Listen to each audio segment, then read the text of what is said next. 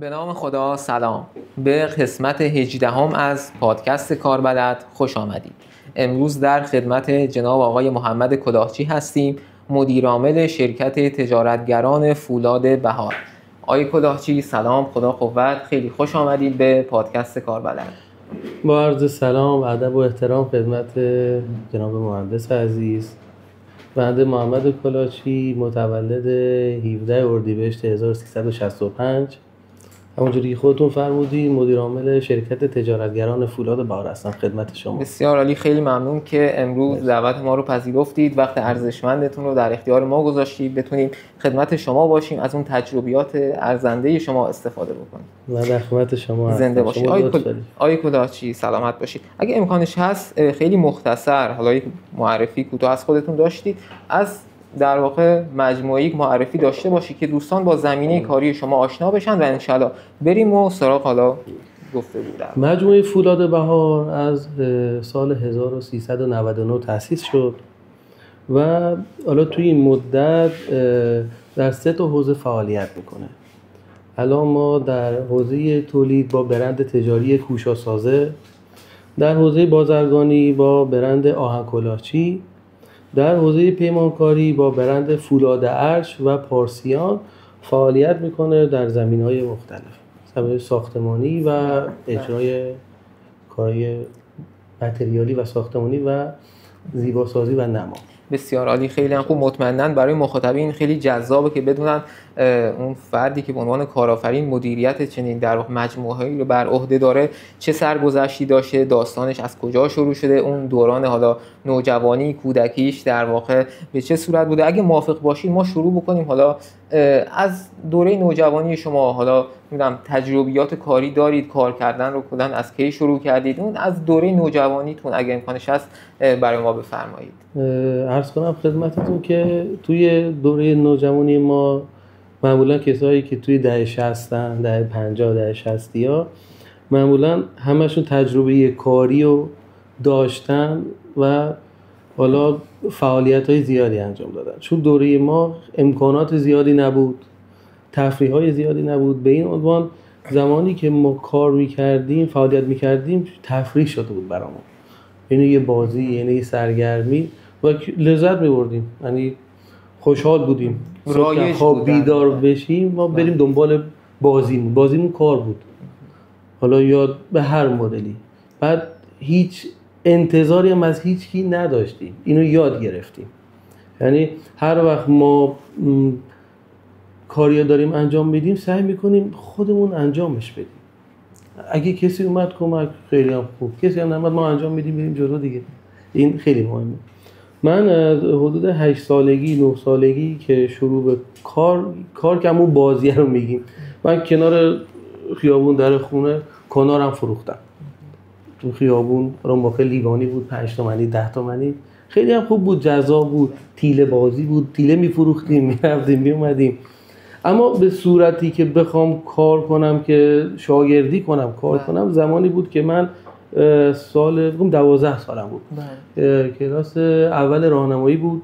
رفتیم زمانی که ما وارد مدرسه شدیم راهنمایی رفتیم، زمانی بود که دبیرامون دیگه جدا شده بود، هر درس جدا بود، جذاب بود برامون.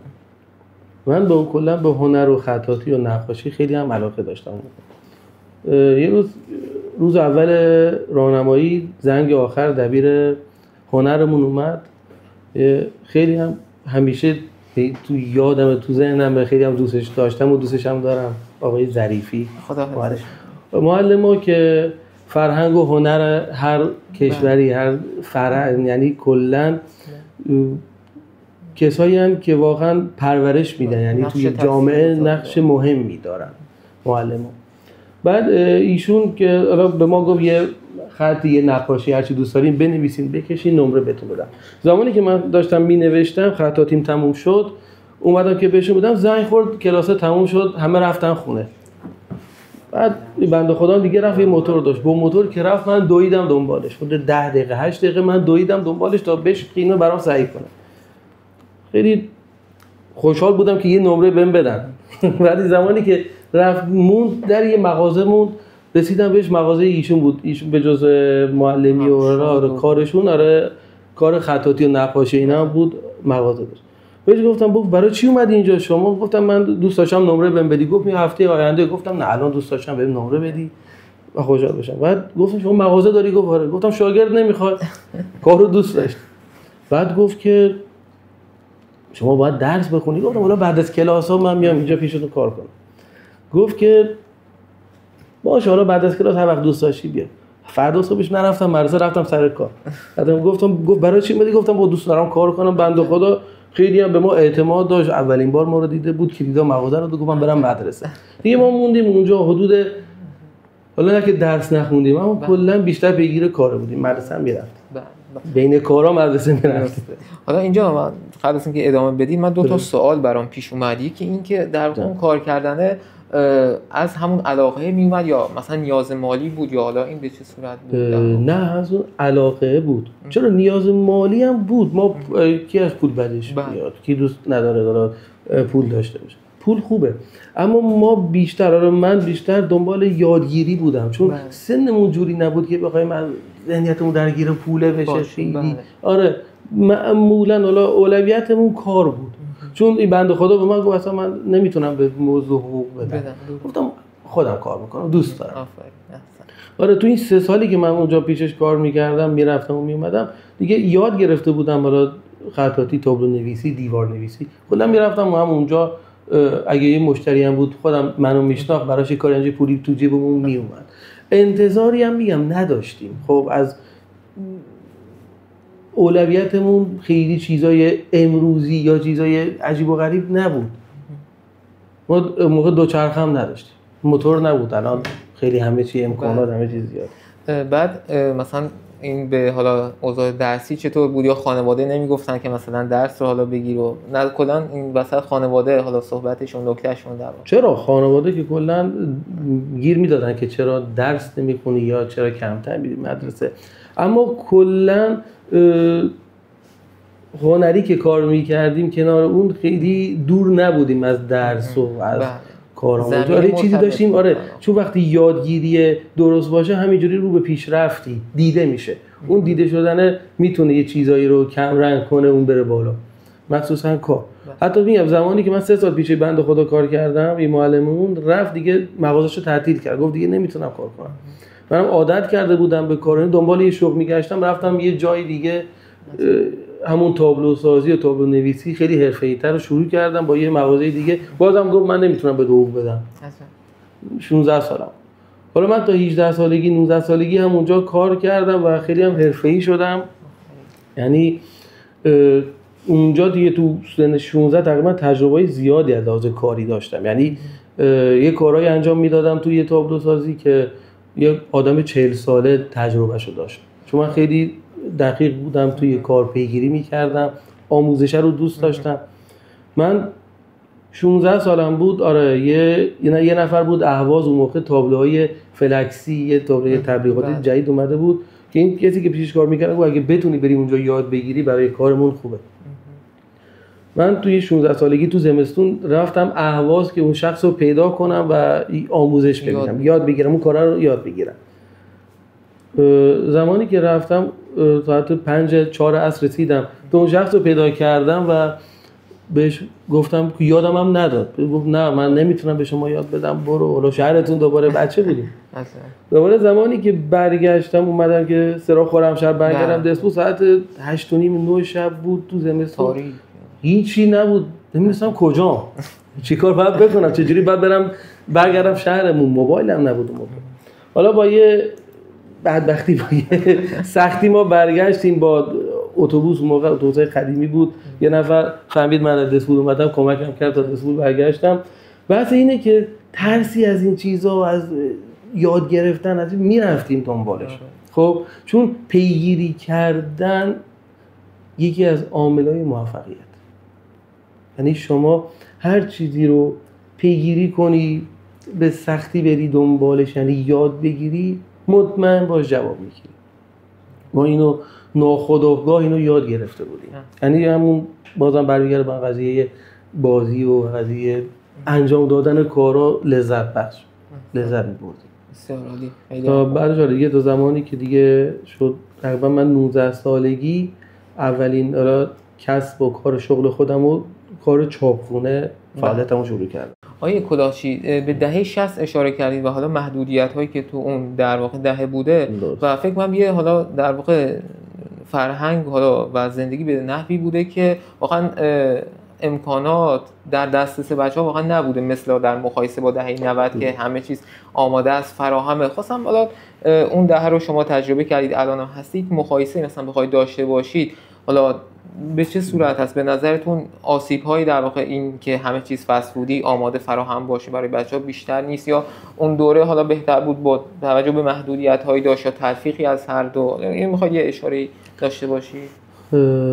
قطعاً الان بهتر. حالا بستگی به دیدگاه آدما داره. الان دسترسی خیلی راحت شده.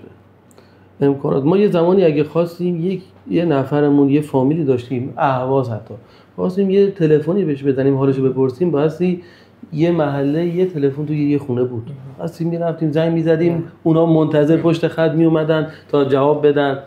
خب الان شما هر جای دنیا که باشی توی چند ثانیه ارتباط برقرار میشه. این خیلی پیشرفته، خیلی کمک میکنه به صنعت‌ها و به درآمدهای خوب. شما دسترسی داری به چین، به هر کشوری، به دبی، به اروپا، به راحتی یک کالایی رو میتونی بخری بیاری ارائه بدی. خب یعنی الان امکاناتی که در اختیار این دهه ها هست خیلی خوبه، خیلی، یعنی میتونی هزار تا کار باشه انجام بدی. من یه ترسی که همیشه دارم خودم، حالا نمیگم سنم خیلی بالاست یا پایینه، ترسم اینه که از این تکنولوژی عقب نمونم، فردا نتونم با گوشی، با علم جدید، صنعت جدید کار کنم.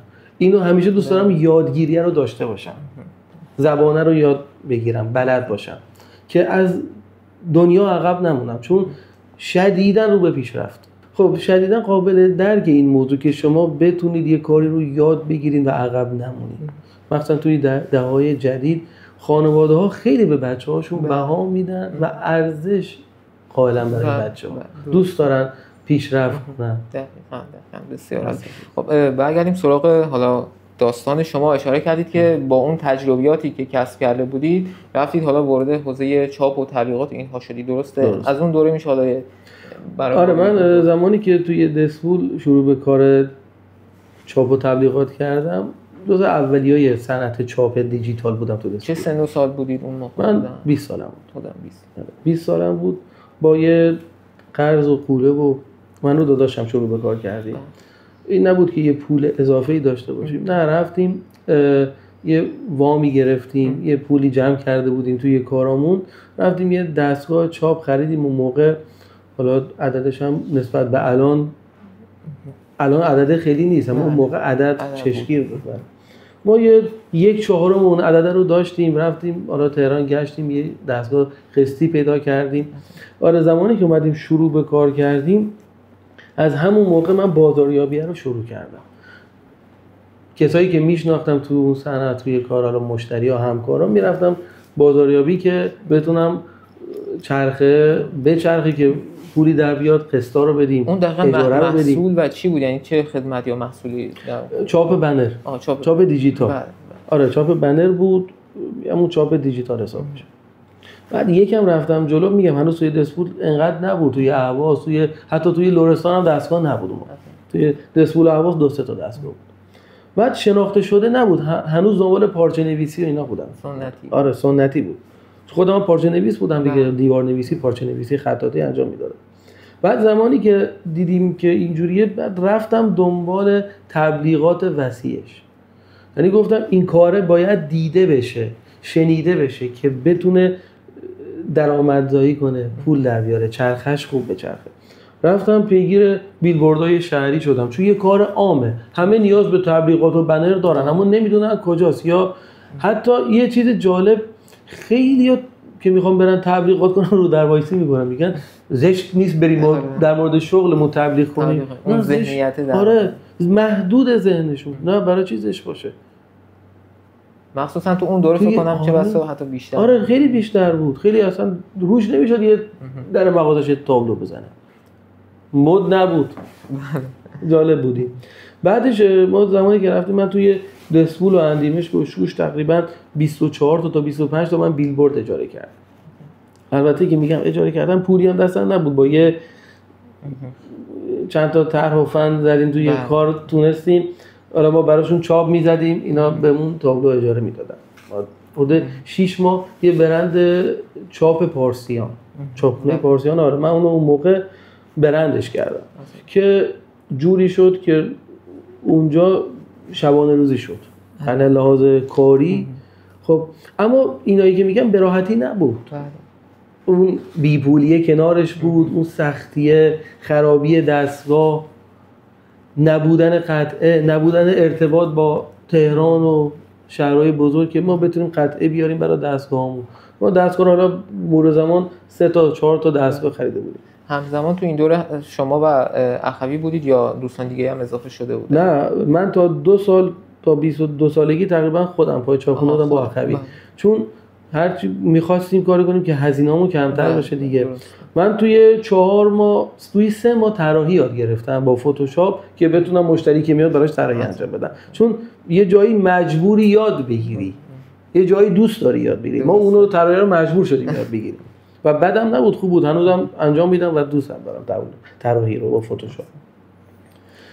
بعدش یواش یواش ما تبلیغاتمون که وسیع‌تر شد، حرفه‌ای‌تر شد، یه چند تا پیشنهاد کاری شد از سوی استان برای تبلیغات چند تا شرکت‌های برند تبلیغاتی. آره یعنی دیگه کار دیده شد در سطح کار استان دیده شد. آره اون موقع بود که ما نیرو گرفتیم برای مجموعه‌مون، آره طراح و اپراتور و اینا که خودمون اومدیم دنبال کارهای بزرگتر.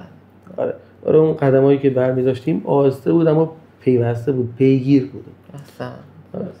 و این حالا تا که ادامه پیدا کرد این تا تقریبا 10 سال تا تقریبا 31 سالگی من همون کارم بود، اما دیگه کارم شده بود پیمانکاری برای میگم چند تا شرکت بودن که برند بودن، بعد تو تمام ایران نه فقط خوزستان.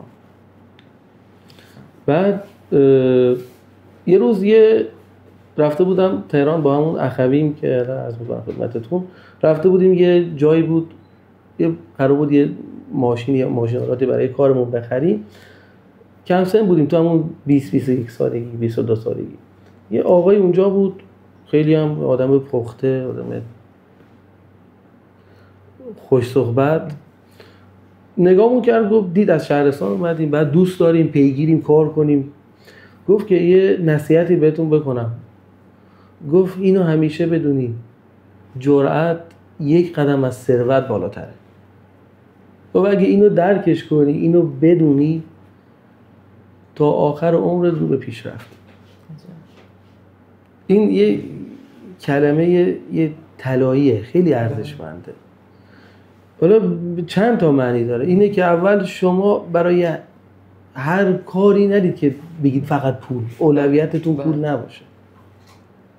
خیلی چیزای دیگه هست که از پول ارزشمندتره، چون اون پول و ثروت بالاخره ممکنه آدم ورشکست بشه، تمام بشه، ولی اگه اون جرأت باشه شما باید یاد بگیرید چه جوری پولدار بشی.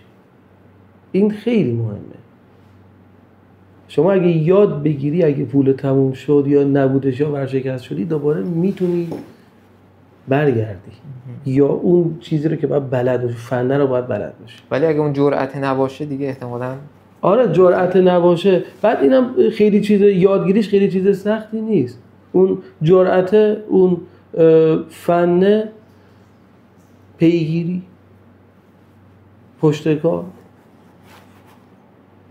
ریزبینی، یه چیزای خیلی ساده اما مهم که شما اینا رو رعایت کنی که به نظرم پیگیری جزء اصلی ترین معرفاشه که واقعا من بارها شده، حالا نمیگیم خیلی، اما چند بار به صفر اومدیم دوباره برگشتیم.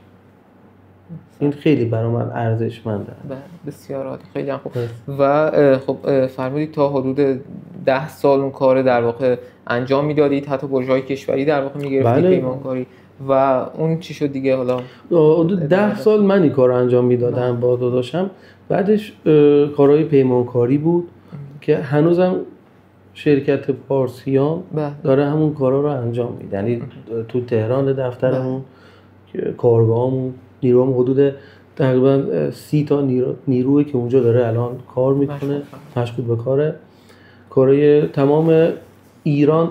هر جای نقشه ایران شما دست بذاری من فعالیت کردم، کار کردم چند ماه هنوزم هست، اما من اون کار انجام نمیدم. کارهای دیگه بازاریابی دیگه دارم انجام میدم توی کار. تا من 31 سالگی من این کار رو انجام دادم. بعدش کار پیمانکاری شغل خوبیه، اما به نظرم باید یک کار دیگه کنارش باشه، یک شغلی دیگه، شغل دومی هست به نظر. شغلای دیگه هست مثل تولید، مثل بازرگانی.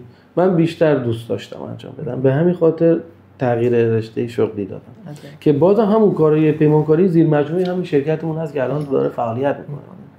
بسیار. و حالا میخواید داستان اونو بگید، اون حالا کار بعدی در واقع بعد از کار چاپ در واقع؟ بعد از کار چاپ من 2-3 سال کار بازرگانی، کار متریال ساختمانی انجام میدادم با اون برند پارسیان. بعدش به نظرم شغلا هر شغلی یه سقفی داره. شما باید یه شغلی رو انتخاب کنی که سقفش بلند باشه یا اصلا سقف نداشته باشه، خیلی وسیع باشه. این خیلی برای من مهم بود که چه شغلی رو انتخاب کنم، چون هرچی هم سن بره بالاتر درصد ریسکی میاد پایین. باید حواست باشه، چون اشتباه کنی برگشتش سخت، هزینه‌اش سنگینه. شما تا 32 سالگی میتونید به راحتی تغییر شغل بدی و ریسک کنی، اما بعدش باید پخته تر عمل کنی، انجام بدی کارو. من اومدم تو حوزه صنعت فولاد، کار آهن‌آلات، بازرگانی آهن‌آلات رو شروع کردم به اسم آهن کلاچی. زمانی که توی آهن فروشی من سال 99 شروع به فعالیت کردم، خیلی از همکارا سابقه بالا دارن، آدمای موفقی هستن و قابل احترامن برای من. خب دیدم من بیام اونجا هیچ کاری کسی منو نمیشناسه، سخته که بیای با یک همکار که 30 سال کارشه، نمیتونی شما بیای با 6 ماه 1 سال چی میخوای بفروشی، دیده نمیشی. بعد اومدم از شگردی که تو کار تبلیغات بودم و کار چاپخونه بود، اون شگرد رو زدم و تبلیغات رو برای آهن شروع کردم. که حالا وسط این حرفا من بگم، من با 2-3 تا از برندایی که توی 10 سال کار میکردم، با تبلیغاتی که نه من خودشون مدیریت میکردم انجام میدادم، اون برندا به برندای مطرح کشوری رسیدن، چون تبلیغات خیلی مهمه. بعد تبلیغات به چند دسته تقسیم میشه، حالا تبلیغات تلویزیونی، تبلیغات شهری، تبلیغات هدفمند روی مشتری‌ها. بعد اومدم تو کار آهن، تو حوزه آهن من یه سرمایه تقریبا خیلی کم داشتم. سرمایه‌ام 3 تا تریلی هم نمیشد، که توی آهن 3 تا تریلی عددی نیست، اصلا دیده نمیشه. من پول اونا رو تقریبا تقسیم کردم با 2 تریلی، 1 تریلی رو من تبلیغات انجام دادم. تبلیغاتم سرمایه گذاریه. تبلیغات هزینه نیست. شما هرچی تبلیغات تو قوی کنی، سرمایه گذاری کردی برای آیندت، برای فروش بیشتر. بعد اون موقع معمول بود مثلا در حوزه آهن‌آلات بحث تبلیغات، یا اصلا تبلیغات توی حوزه آهن اصلا اسمی نداشت. تبلیغات توی صنعت ساختمان اسم نداشت اون موقع. حرف 4-5 سال پیشه، 4 سال پیشه. زمانی که من شروع به تبلیغات کردم توی کار حوزه آهن و ساختمانی، کسی تبلیغ نمی‌کرد. چون همین خواستم بگم، معمولا تبلیغات، حالا برای انواع مختلف از شما قطعا بهتر میدونید، یه وقتی هست در واقع اون مصرف کننده نهایی میخواد یک جنسی رو، یک محصولی رو خریداری بکنه. یه وقتی هست که مشتری شما حالا اون شرکت ها هستن درست. در واقع و این چه بسا مثلا اون تبلیغاتی که وجود نداشت اون نیازه احساس نمیشد که مثلا شرکت ها فکر میکردن که حالا مشتری ما در واقع شاید نیازی به نه تبلیغاتی که توی آهن انجام شد خیلی سنتی بود، در حد یه کارت ویزیت، یه تراکت. خب شما اینو باید در نظر بگیرید. بعضی از شغلا تبلیغاتشون اصلا معنی نمیده شما بری براشون بیلبورد یا تبلیغ تلویزیونی انجام بدید. بعضی از شغلا آهن یکیشونه عامه، نیاز همه برای ساختمان‌سازی، برای تعمیرات میشه. اما بعضی از کالاها نه، اصلا نیازی نداره که من چه مثلا متریالی بهتون بگم، مثلا متریالایی مثل شاید بعضی حالا لوازم خاص باشه که مشتری خاص داره. آره برای شرکت هاست به قول شما، لوهای صنعتی برای گاز، برای کارهای حفاری، پتروشیمی، به کار من و شما نمیاد، برای خیلی از مردم. اما آهن‌آلات تو حوزه آهن برای همه مصرفی. ما اومدیم اونجا بیلبورد زدیم، بعد یه میگم همون حرفی که اول زدم، تبلیغات محدودیت نداره. خیلی هستن محدودن، میگن تبلیغ برای فلان شغل، برای فلان کسب نیست، که اشتباهه. تبلیغات توی هر کسبی میتونه جوابگو باشه. حتی من زمانی که داشتم تبلیغات آهن‌آلات رو انجام میدادم و وسیعش کرده بودم با 40 تا بیلبورد تو سر تا سر دسپور، اندیمش، حومه، تیزر، تبلیغات پیامکی، همه رو داشتم انجام میدادم. به گوشم میرسید دیگه، مثلا میگفتن مگه شما فلان شغلی اومدی داری تبلیغ میکنی، یه شغلی که اصلا به من ربط نداشت. فکر میکردن فقط تو حوزه مثلا صنعت آرایشی، صنعت بهداشتی باید تبلیغ کنیم.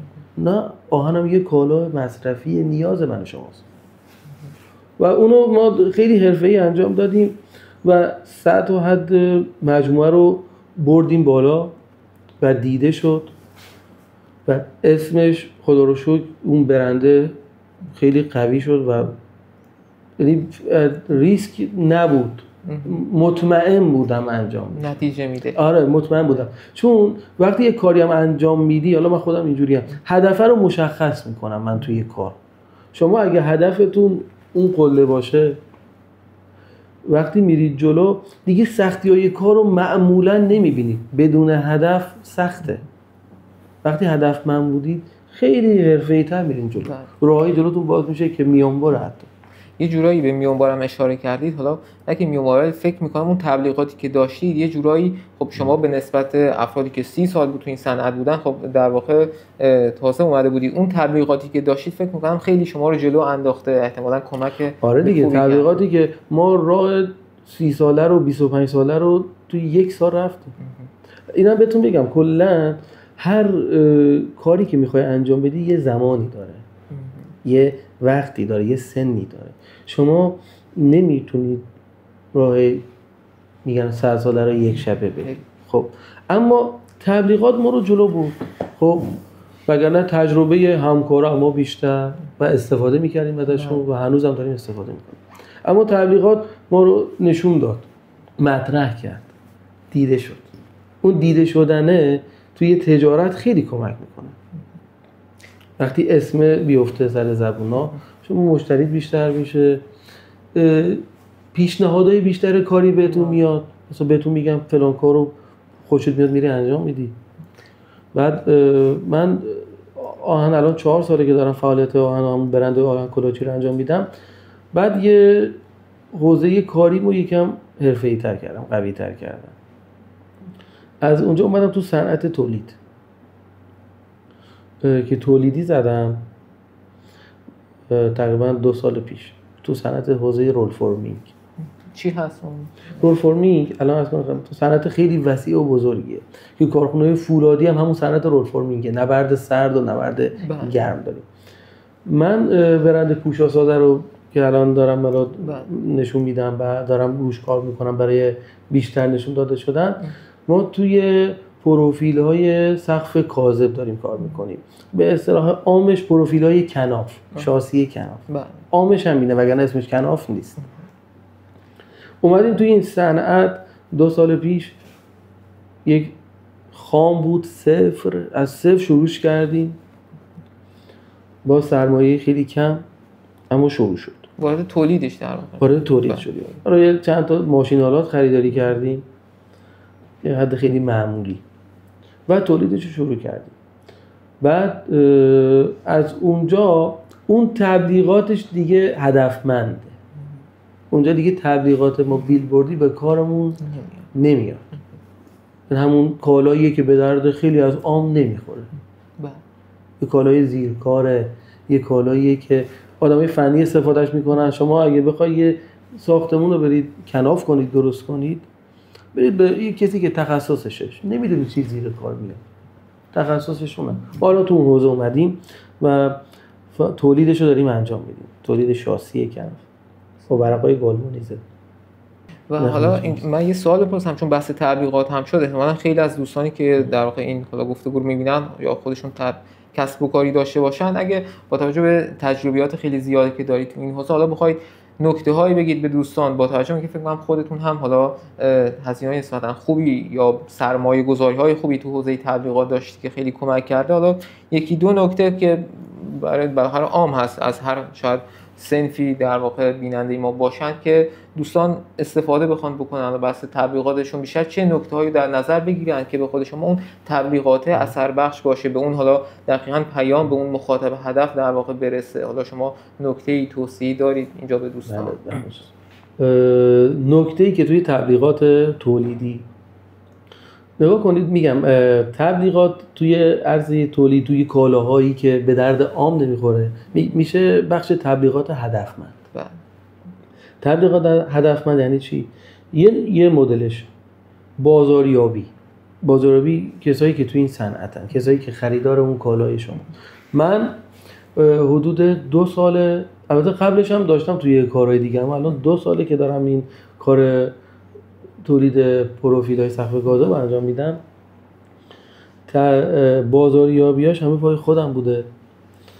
از اینجا من با ماشین حرکت کردم، رفتم استان‌های مختلف، از لرستان بگیر، استان مرکزی بگیر، قم بگیر، تهران، سمنان، سنندج، کرمانشاه، از این ور بوشهر، شیراز، هم استان فارس. خودتون شخصا میره؟ خودم شخصا با ماشین سوار شدم. یک هفته من داشتم 3 شب و روز نخوابیدم. توی یه جاده رفتم، رسیدم کارم اونجا، رفتم استان بعدی، شهر بعدی. به خاطر کم بودن زمان که واسه برمیگشتم دوباره محل حالا کارخونه تولید پیش بچه‌ها باشیم، یا محدودیت زمان داشتیم دیگه، با ماشین تو خطرات، تو جاده و بارون و باد و برف و گرما و سرما همه رو داشتم تو این مدت. خرابی ماشین کم و زیادی. نگاه کن این کاری که من دارم انجام میدم یا گفتم انجام دادم، میشه بازاریابت هم بره انجام بده.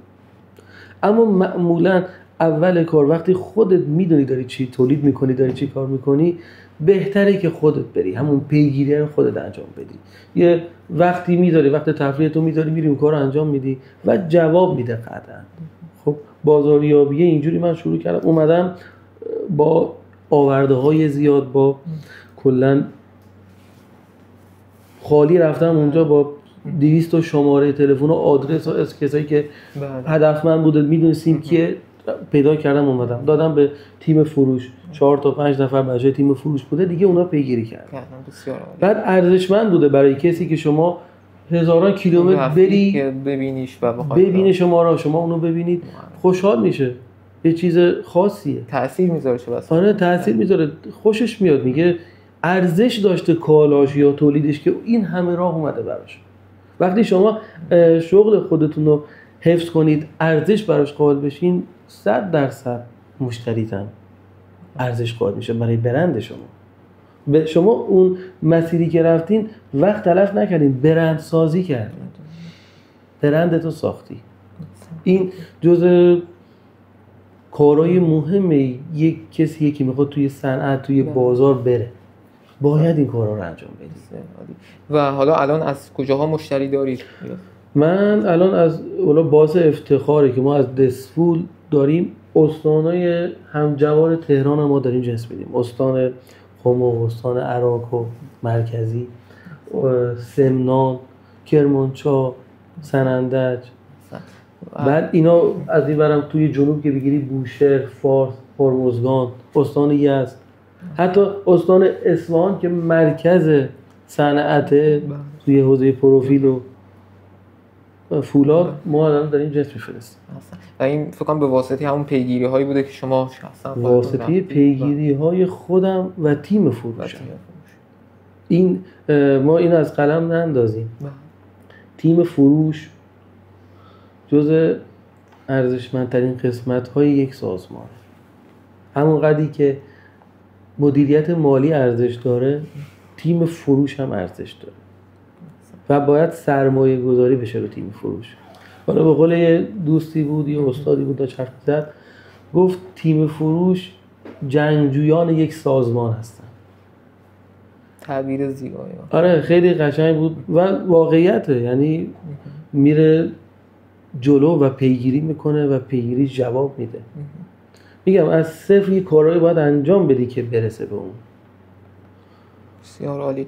و آقای کلاهچی توی صحبتاتون اشاره داشتید یکی از نکاتی که مهم بود براتون اصطلاحاً سقف نداشتن شغل بود، اون شغلی که خیلی محدودیتی نداشته باشه.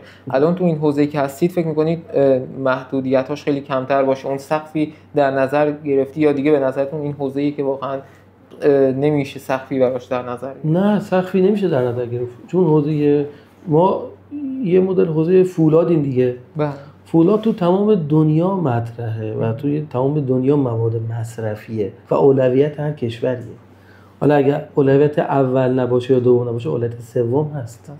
این خیلی مهمه. یه کار جهانیه. شما هر چی توانایی داشته باشی راه داره. درسته. میتونی بری جلو. بله. و خسته نباید بشی. خستگی زیاده. ریسک خیلی خیلی زیادی هم داره. فولاد هر یک سالش 10 سال آدمو پیر میکنه. پس در کنار اون حالا جذابیت هایی که داره این هم دوستان بدونن در آره نکن سختی‌هاش زیاده. باید دوست داشته باشی. باید وقت بذاری براش. من خودم با یه چیزی مخالفم، البته تو این چند سال این تجربه کسب کردم. عوض کردن صنعت خیلی کار خوبی نیست توی حوزه کسب و کار. شما باید یه چیزی رو پیگیری کنی. شما اگه وقت بذاری توی یک کسب، توی یک کار، معمولا اگه نگاه کنید کسایی که همه کاری بلدن موفق نمیشن.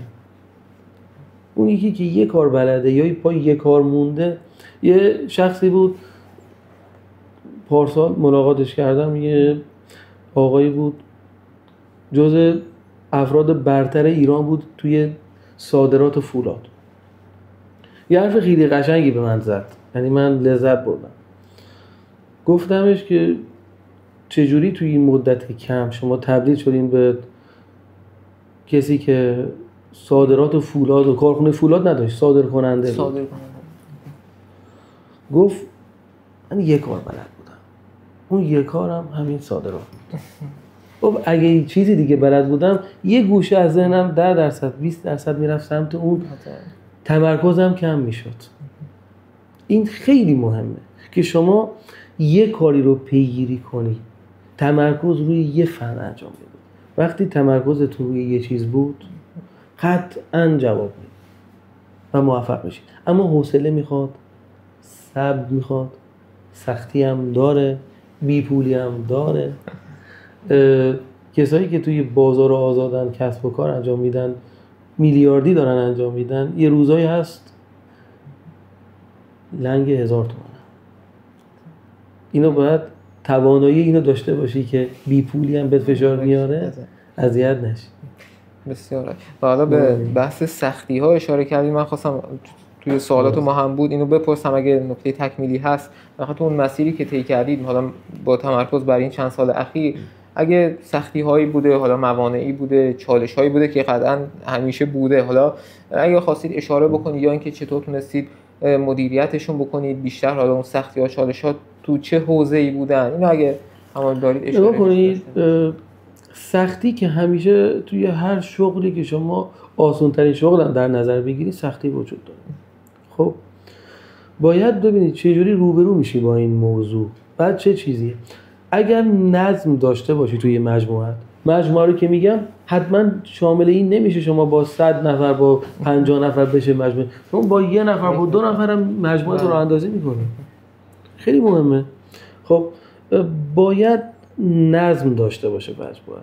خب نظم که میگم نظم مالی، پیگیر رفت و آمدهای زیاد، بعد کارهای اداری، کارهای اولیه رو باید درست انجام بدیم. خب بیس کار باید درست انجام بشه. وقتی بیس کار درست انجام شد مشکلاتی هست اما قابل حله. شما بدون قرارداد کاری نباید انجام بدی، حتی یه کار کوچیک، یه پولی، چون نگاه کن اون پوله توی اشتباه خیلی ممکنه 10 میلیون 5 میلیون باشه، ارزشی برات نداشته باشه اون شخص که میخواد این کار انجام بده، اما اون استرسی که بهت وارد میکنه از 4 تا کار دیگه منت میکنه، عقب میندازه شما رو. شما خیلی مهمه که نظم داشته باشی. وقتی نظم داشتی سختی‌ها به مراتب آسان میشه، رو رواله. وقتی تونستی کاراتو درست انجام بدی، شب با خیال راحت 2-3 ساعت میخوای استراحت کنی، که البته این هم بگم من خودم هنوزم دارم تا صبح بیدارم فکر میکنم، یا از ترس یه کاری انجام دادم تا صبح انجام بشه خوابم نمیبره. خیلی مهمه این، میگم توانایی مهمه شما چقدر یه چیزی رو تحمل کنی، تحمل فشار، معامله کم و زیادی، واقعا فشار سنگینیه. آره یه روزایی بوده که آدمای کمی میتونن توی صنعتی اونو تحمل کنن، خیلی اصلا میگه بریدم دیگه تمومش کن ولش کن بره. خب وقتی میگی دیگه تموم شد اون موقع داره پیشرفت میکنه، موقع اول اوج و پیشرفته که آدمو خسته میشه. و حالا تو این مسیر احیانا مشوقی هم داشتید با توجه به این سختی هایی که بوده تو این مسیر، این فشارها، مشوق بیرونی یا بیشتر درونی بوده این؟ حالا مشوق که بگی خیلی نه، اما دنبالش گشتیم خودمون، کسایی که توی صنعت‌های دیگه بودن خوندیم در موردشون، اگه شده ملاقات باشون داشتیم، آدمای با تجربه. خب ما یاد گرفتیم خودمون دلداری بدیم به خودمون، بگیم درست میشه. چون وقتی شما اعتقاد داشتی که یه چیزی رو، یه کاری رو میتونی انجام بدی، پیگیرش شدی، 50% اون کار رفته جلو، 50%ش دیگه میمونه عملی انجام دادن، کم نیاوردن. اینا خیلی مهمه. مشوق کسایی که بگن نه بیتا رو بگم خیلی نبودن. من و داداشم از صفر شروع کردیم، الانم داریم همدیگه رو چرا تشویق کردیم، پشت هم بودیم. اما این که بخوام یکی بیاد بگه نه برو جلو دار کار درسته، خیلی نبوده. نه و حالا از همون ابتدایی که شروع کردید، اصلا از همون دوره شاگردی احیانا چشماندازی داشتی، یه ذهنیتی داشتی که به کجا میخواید برسید، یک حالا آرزو، یک تصویری که من میخوام به اینجا برسم، این هدف گذاری رو برای خودم داشته باشم؟ دوره شاگردی که بگی از سن 12-13 سالگی نه، چون اون موقع بی‌طرفتون بگم اون موقع ما یه چیزایی رو دوست داشتیم نسبت به سنمون، نسبت به محیط اطرافمون، چون محیط اطراف خیلی تاثیرگذاره روی دیدگاه شما، روی پیشرفت شما. تا یه سنی، من زمانی که خیلی توی بازار اومدم، بازار رو دیدم، توی بازار بزرگ شدم، ذهنیتم خیلی عوض شد. خیلی، یعنی جوری شد که آره بلند پرواز شدم. عجیب. بعد تمرکزم روی بلند پروازیم خیلی بود. هدفمندی. من از سن دیگه 18 سالگی تقریبا هدفمو مشخص کردم. حتی نمیدونستم توی چه صنعتی، راه رو انتخاب کردم که باید به اون استقلال مالی برسم، به اون قدرته برسم، به اون پشتوانه برسم. هدفم همون قله بود، شاید بهش هم نرسیدم هنوز، اما مسیرش رو پیدا کردم. شما پیدا کردن مسیر خیلی مهمتره خیلی از کارهای دیگه است. وقتی پیدا کردی دیگه تو مسیر میری. حالا یه بار پیاده میری، یه بار با ماشین میری، یه بار با اتوبوس میری، یه بار با هواپیما میری، حالا با هر چی که راه دستت بود میری تا به اون قله برسی. دیگه یواش یواش مشخص میشه که شما توی صنعت چه فعالیتایی داشتی، چه کارهایی کردی. وقتی برمیگردی به عقب نگاه میکنی، این کارا رو من کردم. خیلی مهمه که شما گذشته‌تو فراموش نکنی، یه گذشته خوبی بسازی. الان ما گذشته 5 سال دیگه است. 5 سال دیگه گذشتمون الانه. الان باید درست رفتار کنیم، درست بریم جلو. بسیار عالی. و الان حالا توی مجموعه‌ای که هست چند نفر همکار داری؟ چه تعدادی مشغول هستن؟ تعداد نیروهامون به صورت مستقیم و غیر مستقیم، مستقیممون حدود 35 نفره، نیروی غیر مستقیممون حدود 65 نفره. مثلا پروژه‌هایی که همون پیمانی داریم کار می‌کنیم داره انجام میشه، میره جلو. بسیار عالی، خیلی هم خوب.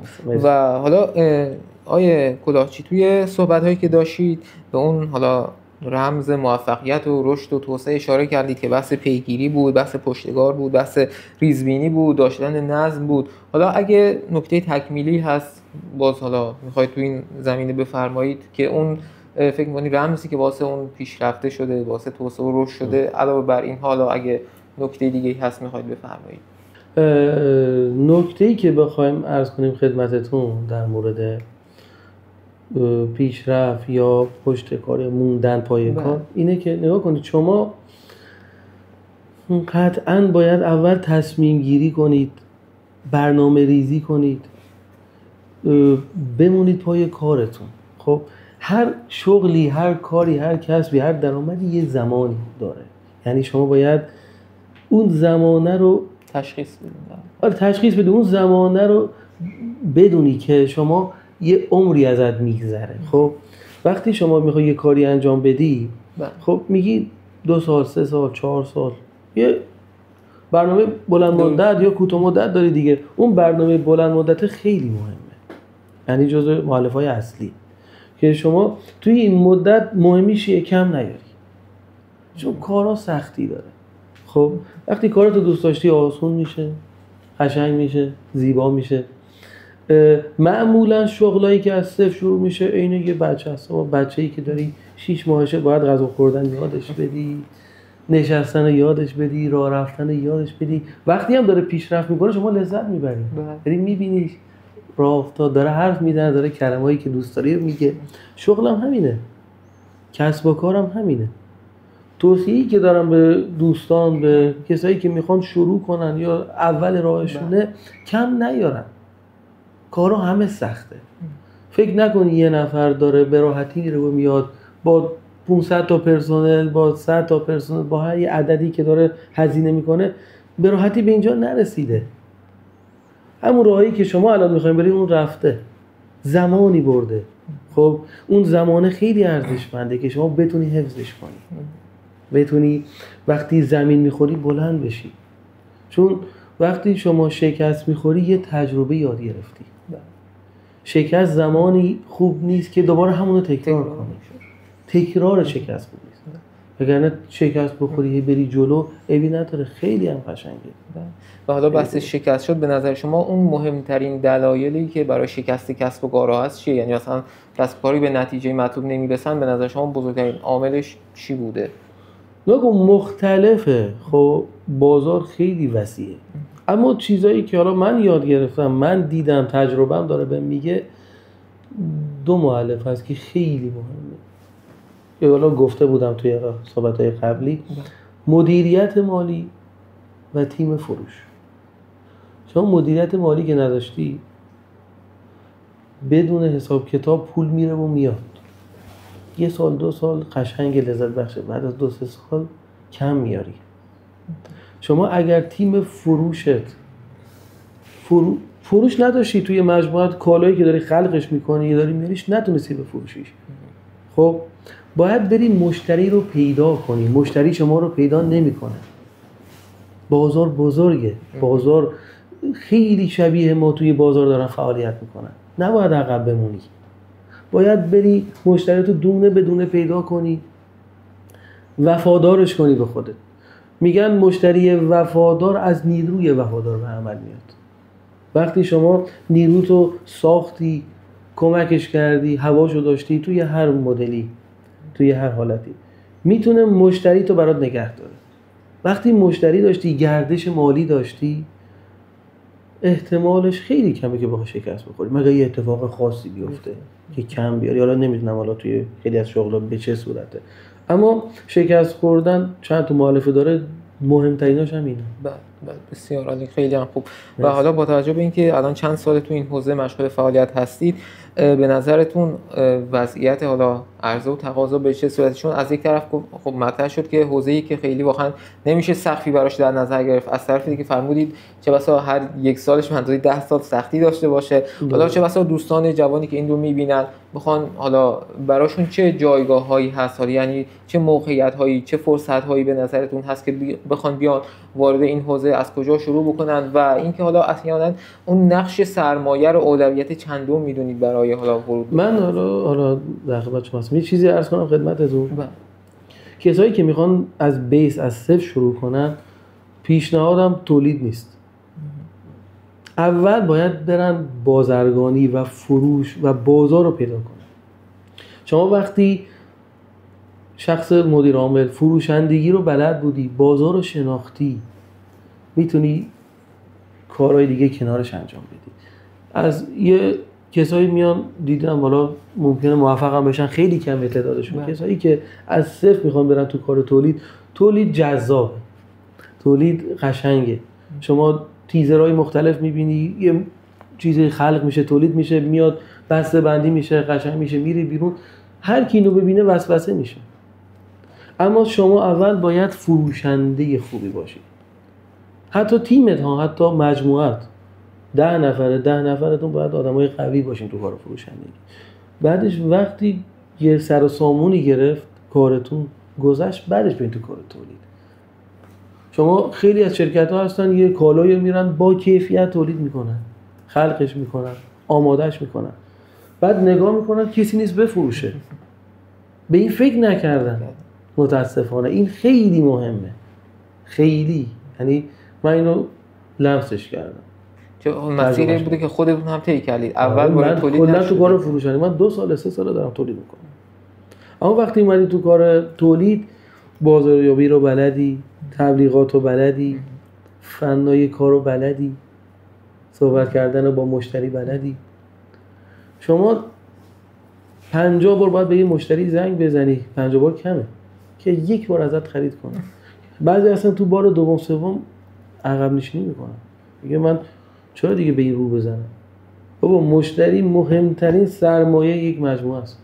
اگر شما مشتریات رو حفظ نکردی، نمیگی منتش رو بکش، اما باید حفظش کنی، باید باش کنار ببر، باش راه بیای. وقتی حفظش کردی، مشتری وفادارت شد، میشه جزء سرمایه های اصلی شرکتت.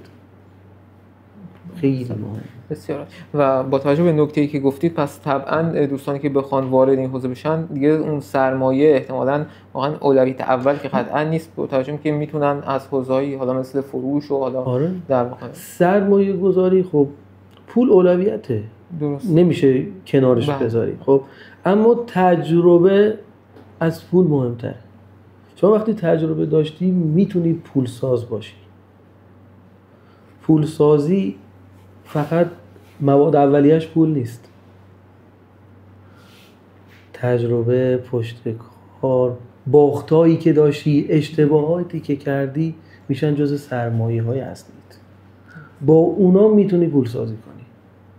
سرمایه از جایی بیاری، اعتبارات بگیری، کمک بگیری، با 10 میلیون شروع کنی، آروم آروم بری جلو، یه تولید خونگی بذاری، فروش خونگی بذاری، این همه فروش اینترنتی، این همه درآمد راحت، درآمدهای عجیبی هست که من نمیتونم الان انجام بدم چون من درگیر صنعتی دیگه هستم، اما دارم به گذشته خودم نگاه میکنم، با الان خیلی راحته. اتفاقا همین سوال من میخواستم بپرسم اگه اجازه بدید، اونم اینه که شاید سوال جالبی باشه. الان به نظرتون کلا کسب درآمد و پول درآوردن توی ایران به نظرتون کار آسونیه یا کار سختیه؟ چون معمولا این صحبت ها که میشه دوستان میگن این چه تورمی ما داریم، اوضاع اقتصادیه، مثلا گذشته بهتر بود. من خواستم از زبان شما اینو بشنوم، به نظرتون کلا پول در آوردن توی ایران کار آسونیه یا کار سختیه؟ پول در آوردن داخل ایران یک کشور آزاده توی تجارت، توی صنعت.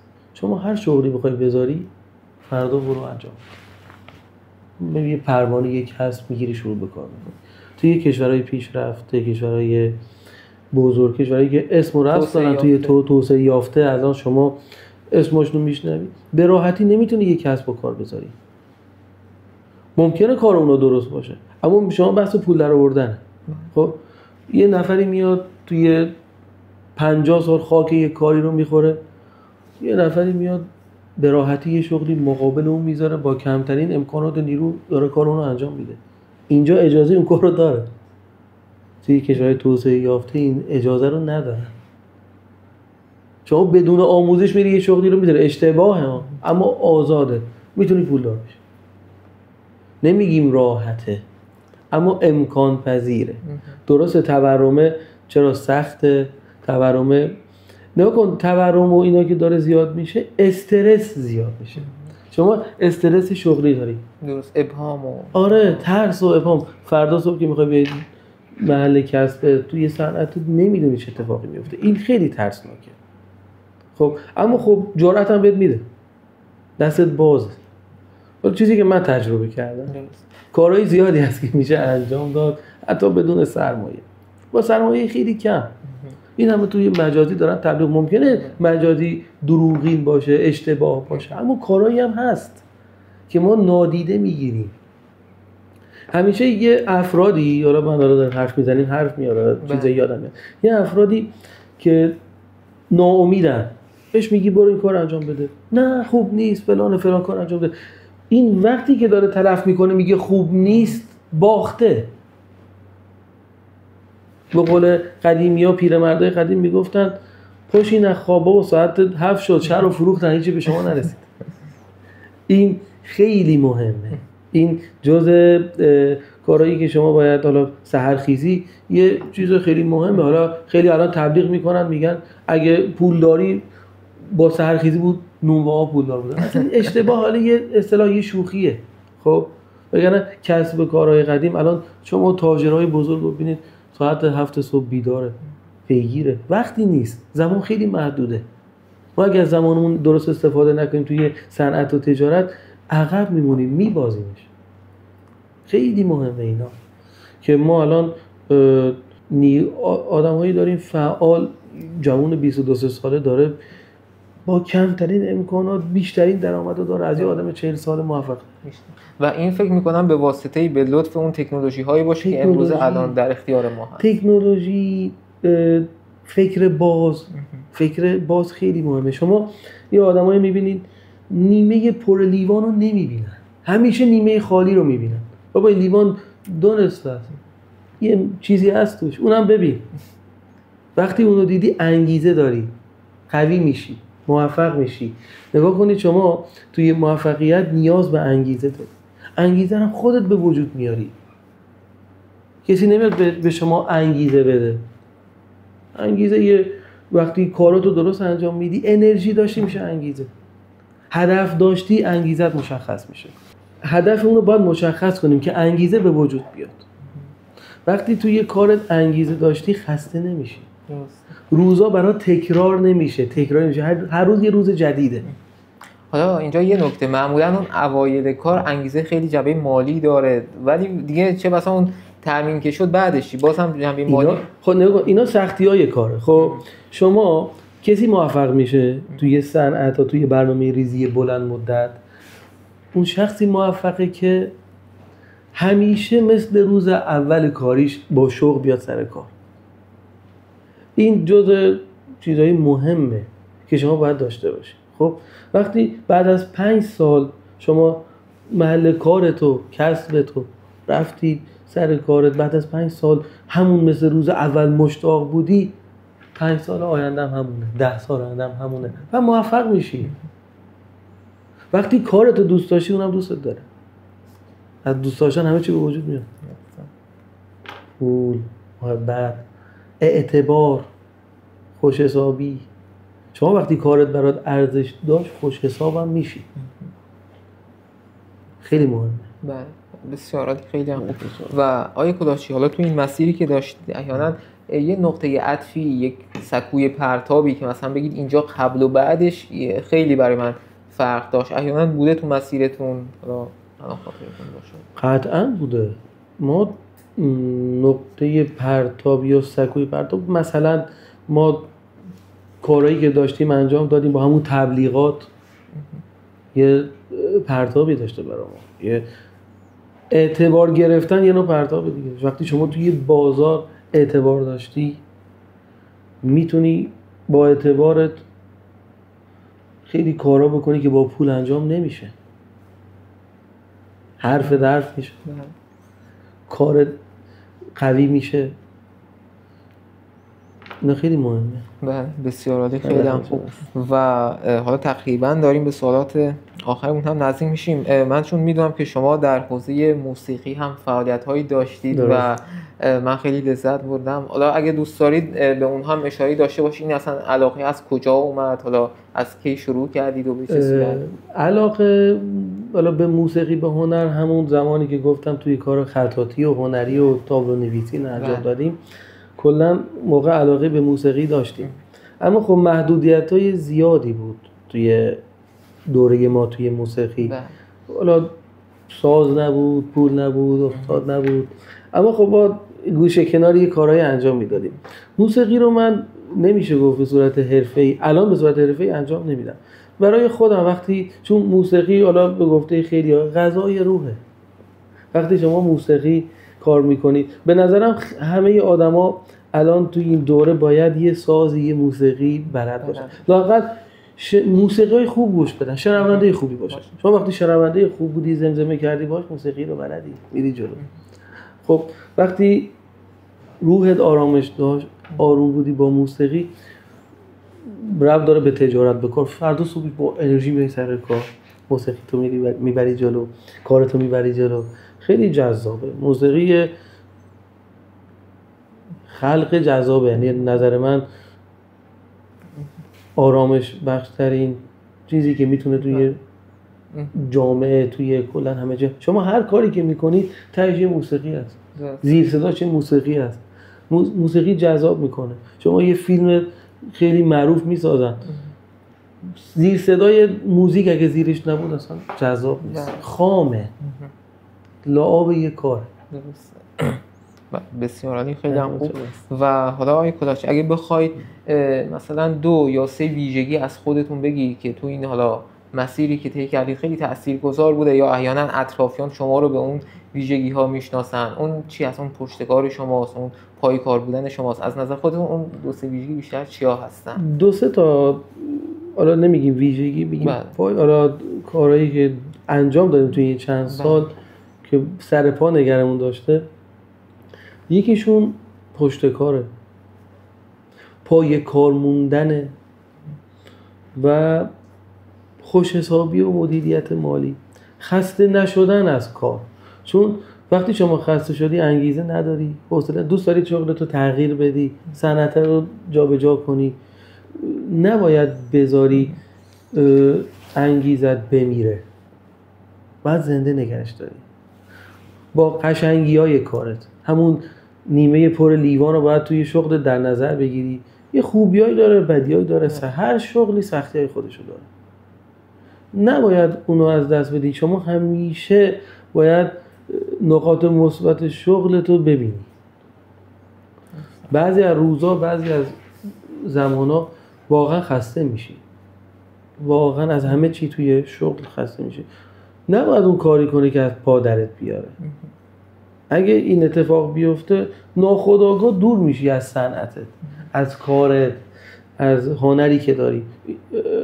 شغلم یه هنره، هنر کسب و کار خیلی مهمه و تا جایی که میتونی باید آموزش ببینی. یعنی تا زمانی که میبینی، تا زمانی که میشنوی، شما باید یادگیری داشته باشی، هی یاد بگیری، به مراتب ببری جلو.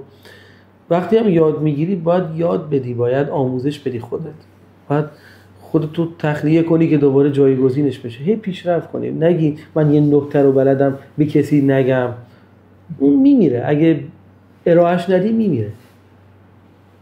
اگه ارائهش بدی چیز جدید میاد از اون بهتر، لول میره بالا. باید سعی کنی لول خودتو ببری بالا. این خیلی ارزشمنده که سر پا بمونی توی این بازار بزرگ، توی این صنعت‌های بزرگ.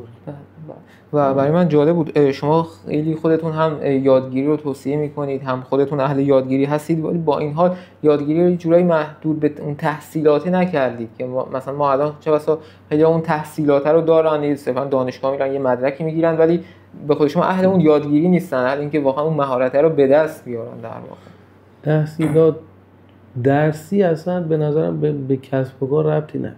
شما باید اینقدر بلد باشی که بخونی و بنویسی. به نظر من، حالا نمیگم کسی درس نخونه، درس خوندن مهمه، جز اولویت‌های زندگی، اما جوری بلد باشی که بخونی بنویسی، بری دنبال اون فنی که میخوای یاد بگیری. اگه شما توی شغل خودت حرفه‌ای بودی کسی رو دستت نمیاد. وقتی شما تمرکز داشتی، تمرکز از پروپیمون بودن به وجود میاد. وقتی کارتو بلد بودی به راحتی حرف میزنی، به راحتی در موردش داستان میگی، به راحتی در موردش نظر میدی.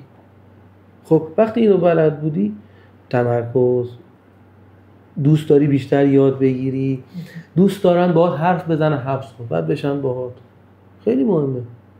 تو خالی بودنت به درد نمیخوره. شما باید واقعا تجربه کنی، بری یاد بگیری.